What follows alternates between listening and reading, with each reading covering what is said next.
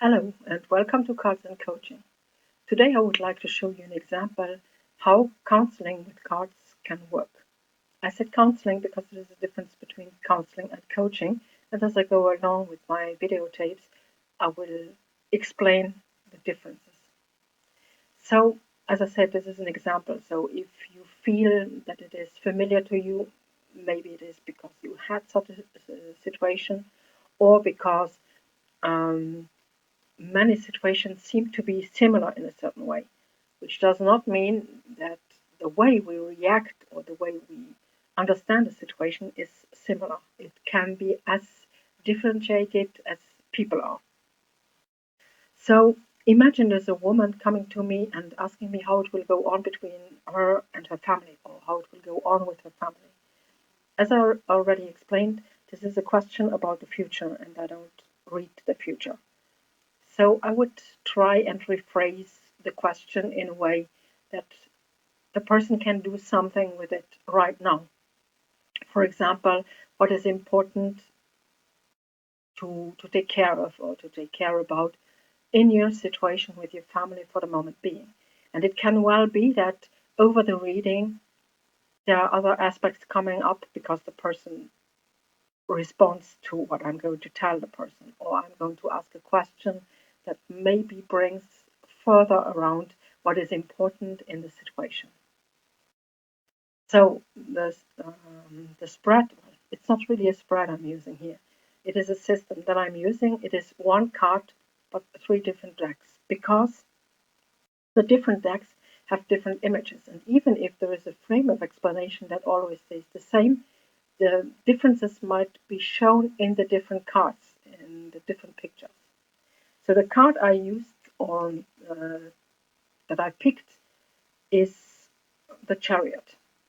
So let me try if I can show it to you so that you can see it. This is the Witch's Tarot, and I'm going to use the Wizard Tarot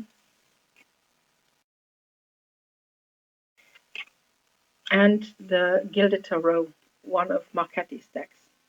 So I will go along and explain the different cards and how such a counseling can function. First of all, there's something I want to explain. It's like I'm going to open a bracket. A lot of people using cards and picking cards are making a difference if the card is upside down or if it is upright. For me, this difference does not exist. Out of the very simple explanation, there are so many aspects in those cards that there is not really a reason to use an upside down version. Normally, what I found out is that people learn by heart. So if it is upright, it means this. If it is upside down, it means this. Very often I hear explanations like upside down, it is a negative way to see the card, and yet there are cards like the devil will not become positive then, and they will keep it negative. But cards like the devil, death, tower, and so on, those are other videos I'm going to make about those cards anyway. So let me start, and I'm going on with the explanations, always opening small brackets if there's something else that has to be explained. So on this card, let me again try so that you can see it. You see that the horses go into nearly two different directions. They are uncontrolled. And the person who is holding the leads has to try and bring them into one direction. You have that same idea, even if here you don't have the reaction of the horses going into two different directions. You have it on the gilded ones with a person taking the lead, and here you have two sphinxes who are lying nicely down. Let me put it like this. I'm coming to the third card a little bit later. The moment I see something like that, the question that comes up in my mind is if maybe the woman believes that she's the one who has to lead the whole thing into a special direction, or if she believes that she has the correct ideas and that she has to be the person who leads the other ones. while if you take the first card, the horses, so maybe the rest of the family is not really in control, which is not something that should be happening. She shouldn't be controlling the family, but maybe it is something that she believes there is a need to do that. So this is something I'm going in the direction I go the moment I see something like that. I am asking questions like, you is that what you're heading for? What do you think your family would like to see?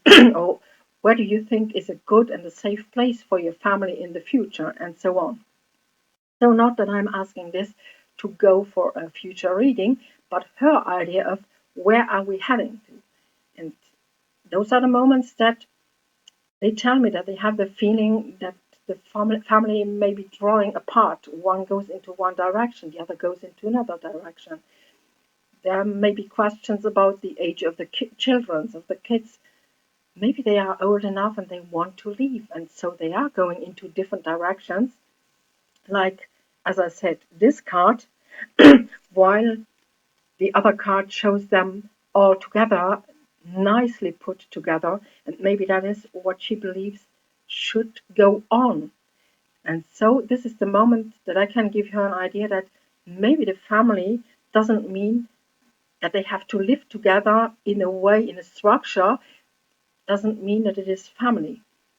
So that maybe even if the eldest leaves and lives somewhere else, he stays in contact and they have a good way to communicate is more important in such a moment than to hold the leashes and to keep them together for any cost, at any cost. If you take a look at the Wizard's Tarot, there she is all alone. And maybe this card is showing actually the fear that she has that later on she will be alone. And here, for example, there are other things. You see the pyramids, you see the moon, you see an animal. It could be a dog, or maybe it is a dragon. So it seems to be something mysterious. So you have a moon, which might well be a mystery. You have the mystery of the pyramids. And the question that comes up in my mind that moment, and that I'm normally ask the querent at that moment is, does she have the feeling not to understand the other person anymore, or the other persons anymore? Are they like a mystery to them? And that is the moment where I can give them the opportunity to go for a better communication instead of trying to lead them, to start listening to them. So that is the way such a counseling would function in such a case. As I said, it's an example. So I will come up with other examples. I will come up with other cards showing you the differences between the different decks, between the different images, and how important it might be to take a different look at one frame. So if you have a card like that and you tell someone the Chariot who is working with tarot, he will tell you Chariot means that, that, and that, and that. But maybe having different cards from different decks gives you a different point of view of what that and that and that and that means. And so this can be very helpful also for a person who is in a situation to show her different points of views of the same situation. So I hope this gives you a certain idea of how small counseling can function, how this can work out. And if you have any questions, please don't hesitate to ask me the questions so I can maybe bring them up and answer those questions in the next video. Thank you very much.